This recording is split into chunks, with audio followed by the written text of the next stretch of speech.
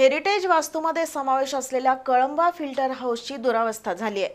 त्याबद्दल बी वॉर्ड अन्याय निवारण समितीसह कृती समितीनं अनेक वेळा आंदोलनही केली होती, तरीही त्याकडे महापालिका प्रशासनाचं दुर्लक्ष होतंय।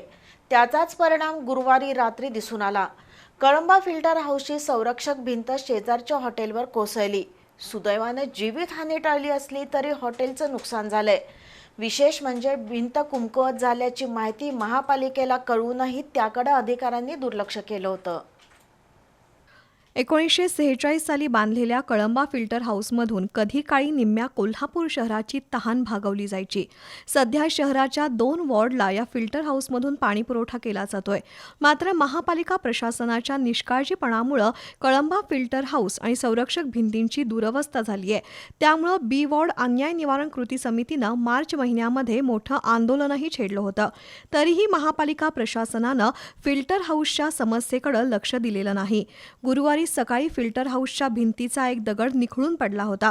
त्यावेळी या भिंतीलगत असलेल्या हॉटेल मालकानं पाणी पुरवठा विभागाचे शाखा अभियंता राजेंद्र हुजरे यांना फोनवरून कळवलं होतं, पण नवीन भिंत बांधण्याचं अंदाजपत्रक तयार केल्याचं सांगून हुजरे यांनी वेळ मारून नेली।